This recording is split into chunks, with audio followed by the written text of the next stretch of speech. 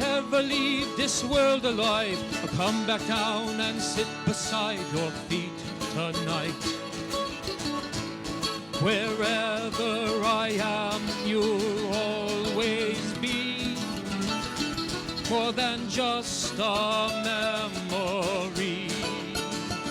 Well, if I ever leave this world alive. Professor Finn here, everyone's favorite mortuary science educator and homeless mall Santa. So today we're going to be talking about licensing. Now, you wouldn't think that this is such a complicated situation, but because you're dealing with 50 different states and a bunch of regulations and everyone does something a little bit different, this can be quite complicated. So let's start with some basics. And for reference, I am going to be using the laws of the state of Florida. I'm familiar with the laws of New York, Texas, and a couple of other places, Arkansas, Missouri. But I'm going to focus on Florida since that is my bread and butter, and that's where my primary licensure is. So people like to throw around lots and lots of words. Mortician, undertaker, funeral director, embalmer. And it is important to understand how people in the industry look at these words, as well as how consumers look at these words. So I'm going to approach this from a consumer standpoint. And a lot of the terms will be something that are discussed more deeply in mortuary school or within the individual regulations of your state. So I'm just going to deal with generalities, but as always, feel free to post your kind and considerate comments in the comment section below. So let's start with two vernacular terms, common use terms that most people use, and that is mortician and undertaker. Now, funeral service can be separated into essentially two primary duties.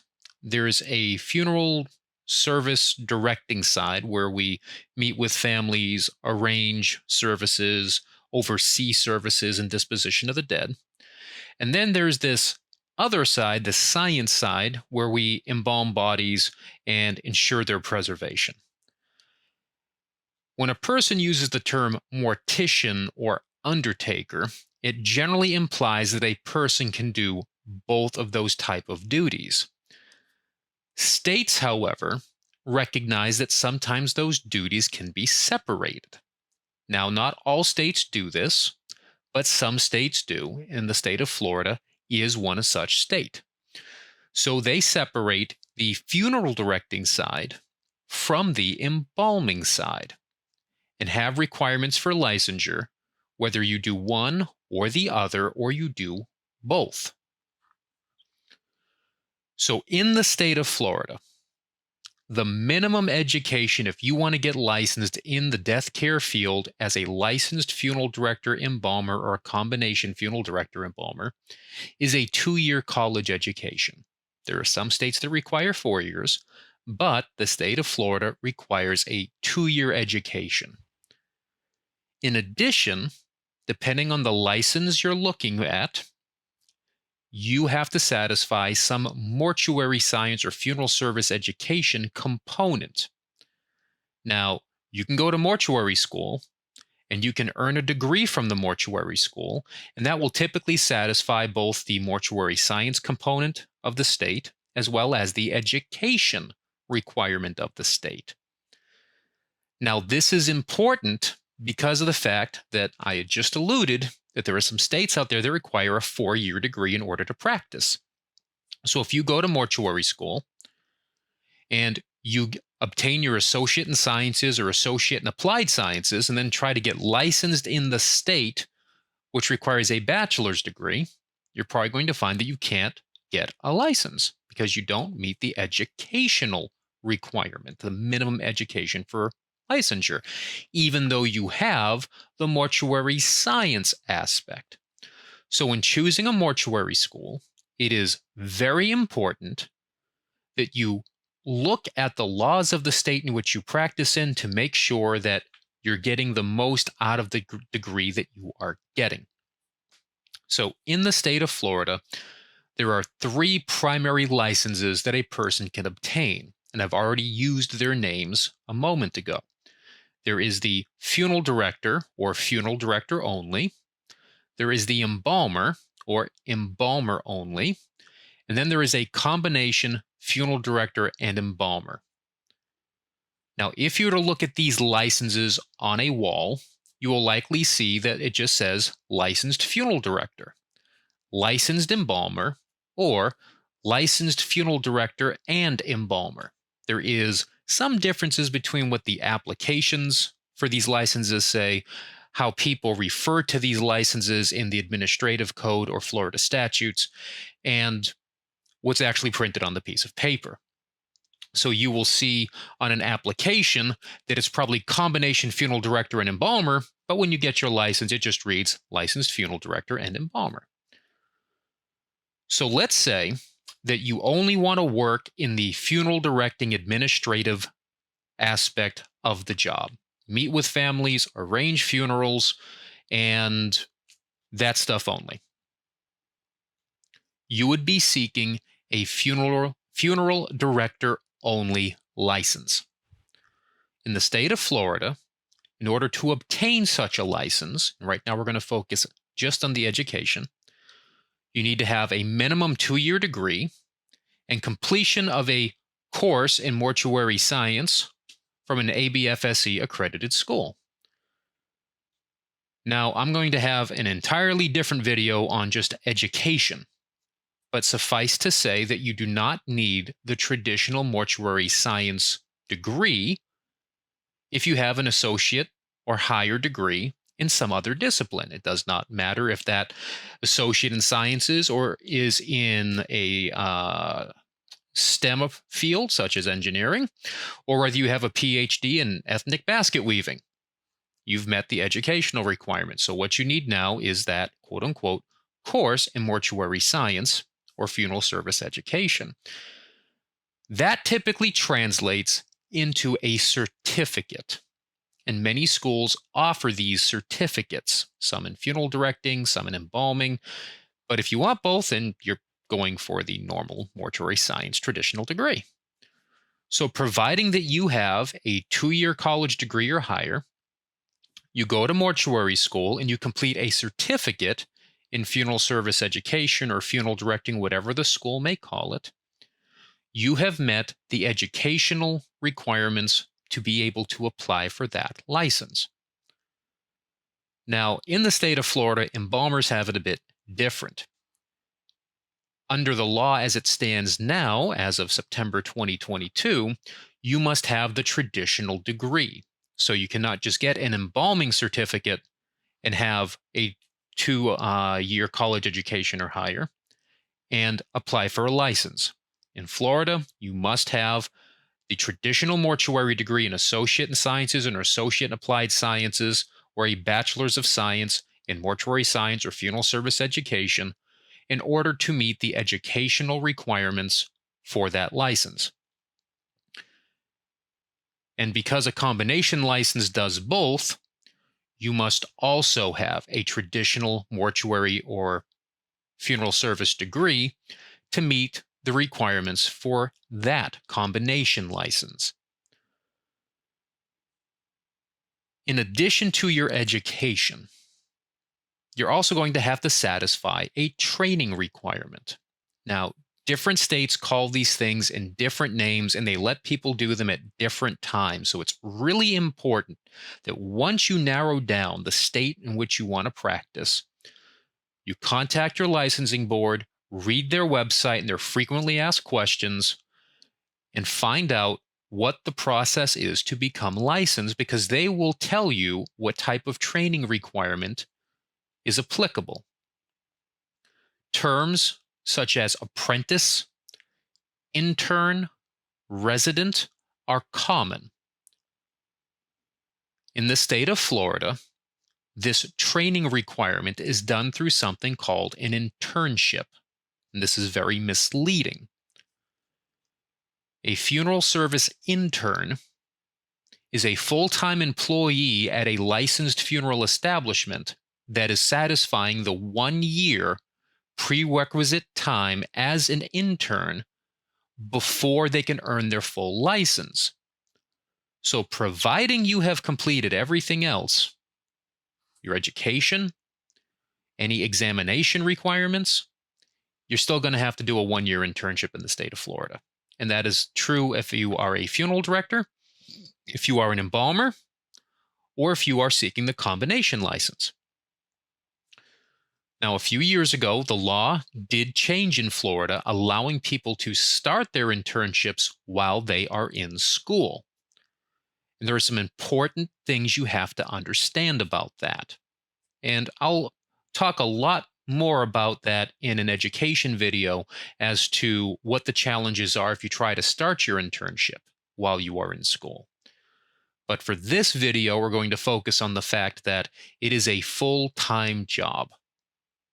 And typically, it is an hourly job, and the wage is not that great. It is not uncommon for interns in the state of Florida to make anywhere between $10 and $15 an hour. So if you are a person with a family, you have a well-paying professional job making more than $70,000 or $80,000 a year, it is quite the hit to step down to a $15 an hour job for a year so that you can meet your licensing requirement. And that is not optional. Florida law requires this, and it is non-negotiable. So as a funeral director only, a person who only wants to be a funeral director, you are permitted to start your internship when you were in school, and the necessary threshold is that you must have completed a college course in ethics, and you must have completed a course in mortuary law. If you've completed both of those courses, you already have your 2-year degree or higher because you must have that to make use of the certificate, and you are currently enrolled in a mortuary program earning the certificate for funeral directing, whatever it might be called, then you would be permitted to start your internship while you're in school. When it comes to the embalmer, you run into a very similar situation as the combination funeral director, which is you have to have the associate in sciences. So I'm not going to discuss an embalmer-only license for the purpose of this video. I will only discuss, for internship purposes, the combination funeral director and embalmer. In order for you to start your internship as a combination funeral director, embalmer, intern, what's called a concurrent intern in the state of Florida, which means that as an intern, you are working on both sides, and your firm must be letting you have experience in both sides because you're allowed to do both of these things at once. You must be 75% completed of your mortuary degree. In the state of Florida, there are 3 mortuary schools. The credit hour requirements for all 3 schools is 72 college credit hours. That means you must have completed 58 credits towards your degree in order to be able to start your internship. In addition, you must also, as part of those 58 credits, have completed your mortuary law course and a college course in ethics. So when you complete your mortuary law and ethics course, you reach 58 credit hours total completion. You may apply for your concurrent intern's license so that you can begin working towards the 1-year time requirement, training requirement for your license.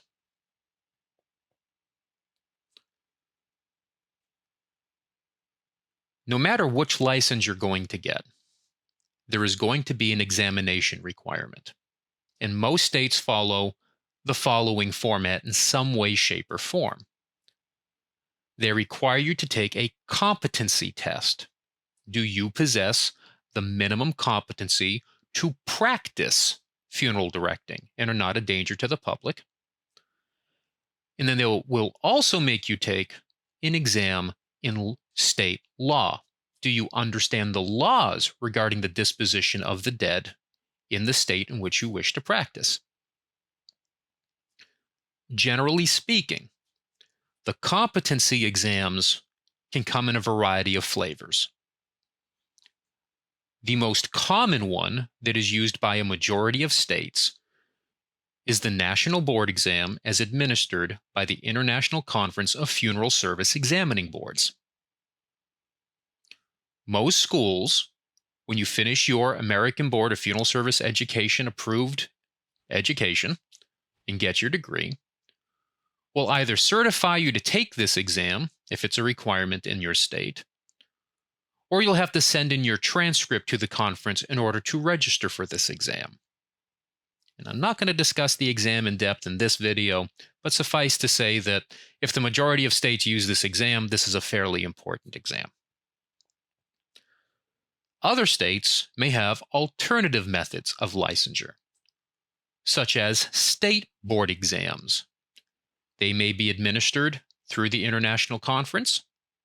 They may be administered by the state licensing authority. It is something that when you are doing your research, you will need to see which competency exam you need to take for licensure in your state. And if you envision going to any other states, you probably should look at the requirements for those states as well. Generally speaking, the National Board Exam will be accepted in most states, so once you've taken and passed it, you won't have to worry about a competency exam again. State law exams are a different story. When you apply for your license, you will likely be required to take a state laws exam. So here in the state of Florida, you would need to take for your competency equivalency or your competency exam, the National Board Exam. In addition to that, you will also take the Florida Laws and Rules exam, which is a 50-question test on the laws and rules regarding the disposition of the dead in the state of Florida. If you pass both of those examinations, you have satisfied all of the other requirements required for licensure, then you will earn a license. The last thing we'll talk about is what if you already have a license and want to go to a different state? Well, most states will recognize a license in another state in as much as they will not make you go through another training requirement or an education requirement. So if you possess a license in New York and wish to come to Florida, and you have been practicing for more than 2 or 3 years, not that that matters in the state of Florida. If you meet the education requirement, 2-year degree or higher, you completed a New York residency, which would be the equivalence of a Florida internship, you've passed your national board exam sections, arts and sciences, and are fully licensed in the state of New York, then the state of Florida will say, we will recognize you by endorsement, which means we recognize your education, we recognize your training requirement, and all you have to do, since you have a license in good standing, is pass the Florida Laws and Rules exam so that you understand the laws and rules of the state of Florida regarding the disposition of the dead. Many states have this type of option, which means if you want to get licensed in other states, typically you just have to take a laws exam. Now, it's important that you read your statutes or your administrative codes or whatever governs the jurisdiction in which you wish to practice. States that have state board exams for competency may not be recognized in other states. So, for instance, in the state of Florida, in the current moment, if you wanted to be a funeral director only, you would not take the national board exam. You would be required to take the Florida State Board exam.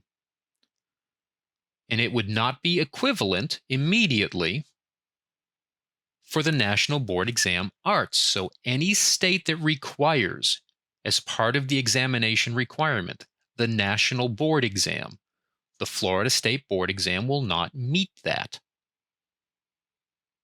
This can lead to problems because if you're fully licensed, you've passed your board exam, and you're a limited licensee, a funeral director only, and then you go to try to work in a state where the National Board Exam is the requirement, you will be denied on the grounds that you have not completed the examination requirement.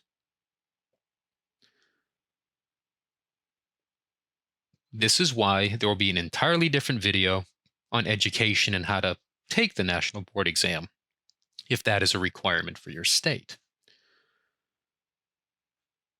Suffice to say, making a decision to get a death care license is a considerable decision.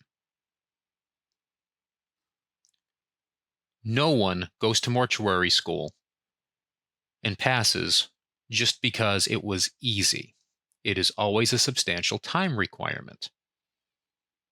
If we are looking from start to finish, the most expeditious route as a funeral director only, you have to come in with a 2-year degree or higher. You have to complete the certificate, which is generally about 1 year in time. You have to serve a 1-year internship. Then you're going to take your state laws exam. With the modern law, you could probably get this done in just over 12 to 18 months, depending on how many classes you have to take, how quickly you can take your ethics and mortuary law class, and start your internship. And during that entire time, you will be taking a board exam of some sort. And then you will be taking a state laws exam. This is not a minor decision. This is something that will require some thought and probably a lot of sacrifice. The last topic we're going to talk about is ownership of businesses. With all these different licenses, funeral director, embalmer, funeral director and embalmer, which license do I need to run my business? And the answer comes down to, well, what do you expect to do at your business? Different states, once again, have different laws and different rules. In the state of Florida, there is no requirement that a person who wishes to open a funeral home to run the business have a license. In fact, I can think of several firms off the top of my head that have unlicensed owners at the helm. Every licensed funeral establishment in the state of Florida must have a funeral director in charge.